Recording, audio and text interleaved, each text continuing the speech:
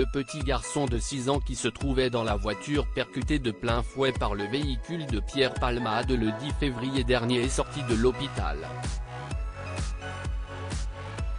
Si son pronostic vital n'est plus engagé, il garde des séquelles de l'accident.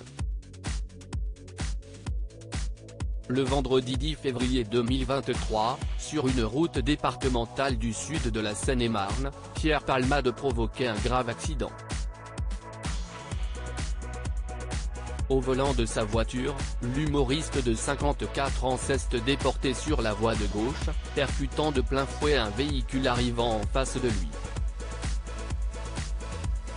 Depuis, l'affaire connaît de multiples rebondissements.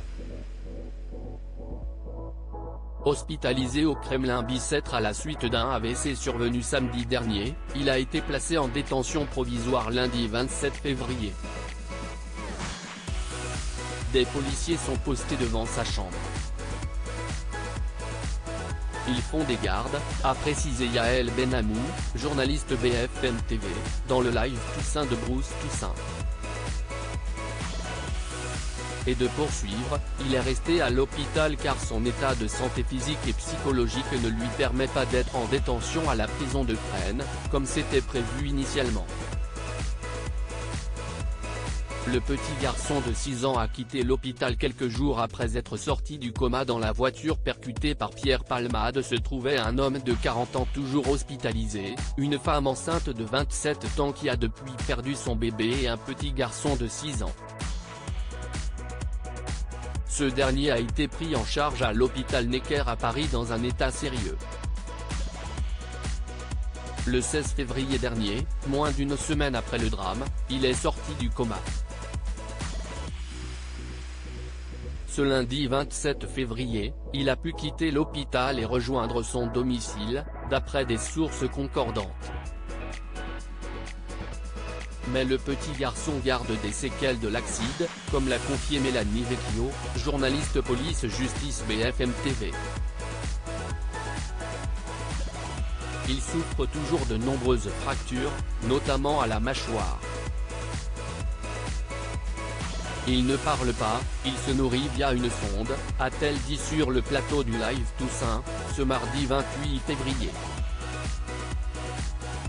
Sa mâchoire touchée, les autres séquelles de l'accident révélées dimanche dernier sur BFM TV. Mourad Batik, avocat de la famille des victimes de l'accident provoqué par Pierre Palmade, avait donné des nouvelles de l'enfant, touché notamment à la mâchoire. Il ne peut pas se nourrir, il a aujourd'hui une sonde pour se nourrir, il est dans un état très compliqué encore aujourd'hui.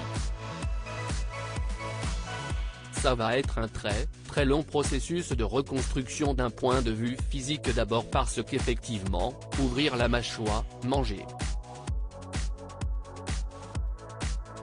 Ça va être un très long processus et évidemment derrière, il va y avoir toute la reconstruction psychologique pour cet enfant qui est déscolarisé en attendant, a-t-il dit.